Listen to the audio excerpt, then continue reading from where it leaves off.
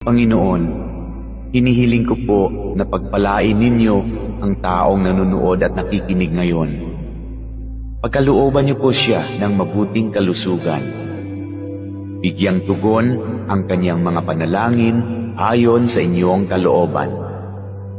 Loobin niyo po na magkaroon ng agarang solusyon ang problemang kanyang kinakaharap, lalo na ang problemang pinansyal at problema sa kanyang karelasyon at mga kaibigan.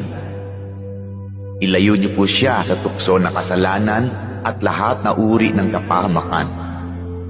Panatilihin niyo po sa kanyang puso ang pagkakaroon ng malasakit at pagmamahal sa kapwa, katulad ng kanyang pagmamahal sa inyo na aming iisang Diyos.